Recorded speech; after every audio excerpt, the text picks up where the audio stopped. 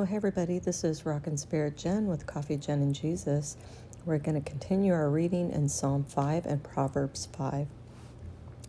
Give ear to my words, O Lord, consider my meditation. Hearken unto the voice of my cry, my King and my God, for unto thee will I pray. My voice shalt thou hear in the morning. O Lord, in the morning will I direct my prayer unto thee, and will look up. For thou art not a God that hath pleasure in wickedness, neither shall evil dwell with thee. The foolish shall not stand in thy sight. Thou hatest all workers of iniquity. Thou shalt destroy them that speak leasing. The Lord will abhor the bloody and deceitful man. But as for me, I will come into thy house in the multitude of thy mercy, and in thy fear will I worship toward thy holy temple. Lead me, O Lord, in thy righteousness, because of mine enemies. Make thy way straight before my face. For there is no faithfulness in their mouth. Their inward part is very wickedness. Their throat is an open sepulchre. They flattereth with their tongue. Destroy thou them, O God. Let them fall by their own counsels. Cast them out in the multitude of their transgressions, for they have rebelled against thee. But let all those that put their trust in thee rejoice. Let them ever shout for joy, because thou defendest them. Let them also that love thy name be joyful in thee. For thou, Lord, wilt bless the righteous. With favor wilt thou compass him as with a shield. And now we'll begin Proverbs 5. My son, attend unto my wisdom, and bow thine ear to my understanding, that thou mayest regard discretion, and that thy lips may keep knowledge. For the lips of a strange woman drop as an honeycomb, and her mouth is smoother than oil. But her end is bitter as wormwood, sharp as a two-edged sword. Her feet go down to death, her steps take hold on hell. Lest thou shouldest ponder the path of life, her ways are movable, that thou canst not know them.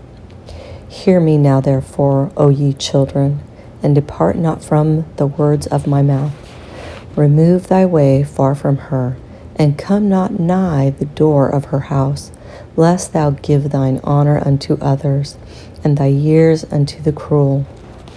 Lest strangers be filled with thy wealth, and thy labors be in the house of a stranger, and thou mourn at the last, when thy flesh and thy body are consumed, and say, how have I hated instruction, and my heart despised reproof, and have not obeyed the voice of my teachers, nor inclined mine ear to them that instructed me. I was almost in all evil in the midst of the congregation and assembly. Drink waters out of thine own cistern, and running waters out of thine own well. Let thy fountains be dispersed abroad, and rivers of water in the streets. Let them be only thine own, and not strangers with thee. Let thy fountain be blessed, and rejoice with the wife of thy youth. Let her be as the loving hind and pleasant roe. Let her breast satisfy thee at all times, and be thou ravished always with her love. And why wilt thou, my son, be ravished with a strange woman, and embrace the bosom of a stranger? For the ways of man are before the eyes of the Lord, and he pondereth all his goings. His own iniquities shall take the wicked himself, and he shall be holden with the cords of his sins. He shall die without instruction, and in the greatness of his folly he shall go astray.